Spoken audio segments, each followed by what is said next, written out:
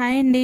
పూజ room ఏంటి ఇలాగుంది అని అనుకుంటున్నారా? ఏం చేస్తాను చెప్పండి. నేను ఖాళీగా ఉన్నానని మా చిన్నోడు అక్కడ ఉన్న ఆయిల్ ప్యాకెట్ కనిపిస్తుంది కదా, అందులో ఉన్న ఆయిల్ మొత్తం పంపిసాడు. చూస్తున్నారు కదా, మొత్తం అంతా ఆయిల్ ఆయిలీగా అయిపోయింది. ఇంకా చాలాది క్లీన్ చేశాను. ఇంకా మొత్తం దేవుడు పటాలు అన్ని తీసి, దేవుడు బల్ల అవన్నీ తీసి కూడా ఫుల్ గా వాష్ చేసుకొని ఇలాగ సర్ఫేస్ మొత్తం క్లీన్ చేశాను అనమాట నీట్ గాన.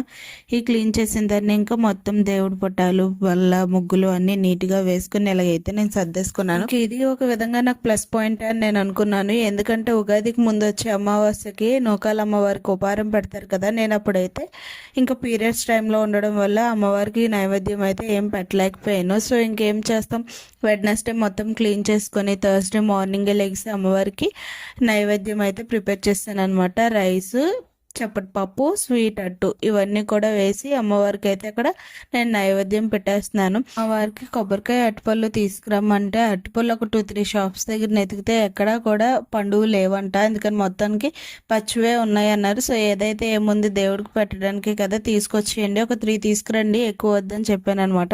అందుకని ఇక్కడ నేను పచ్చి అట్టుపళ్ళు అయితే పెడుతున్నాను. దీన్ని ఎవరు పాయింట్అవుట్ చేయకండి, ఓకేనా? యాక్చువల్గా అయితే ఇంకా నాకు దేవుడి రూమ్లో కూడా ఎక్కడైనా స్టాండ్ పెట్టుకొని వీడియో తీసుకోవడానికి కూడా ఆప్షన్ లేదు. ఇంకేం చేస్తాం, పైన కిటికీ ఉంటే దానికి ఒక స్ప్రింగ్ స్టాండ్ తగిలించుకొని దానికి ఫోన్ పెట్టి ఏదో కొంచెం వీడియో అన్న కవర్ అవుతుంది కదా అని చెప్పేసి ఇంకా ఆ విధంగా పెట్టి నేను ఇక్కడ పూజ అయితే చేసుకుంటున్నాను అనమాట. ఇంక ఈ పూజ చేసే విధానంలో ఏమన్నా తప్పులుంటే క్షమించండి. ఎందుకు అంటారా, నాకు తెలిసిన విధంగా అయితే నేను ఇక్కడ పూజ చేస్తున్నాను. నాకు ఎవరు ఇలా చేయాలని చెప్పలేదు. మా అమ్మ వాళ్ళ ఇంట్లో ఎలా చేస్తారో సేమ్ నేను ఇక్కడ కూడా అలాగే చేసుకుంటున్నాను. ఎందుకు అంటే అత్త వాళ్ళ ఇంటి దగ్గర ఒకలాగా ఉంటుంది, అమ్మ వాళ్ళ ఇంటి దగ్గర ఒకలాగా ఉంటుంది అని అంటారు కదా.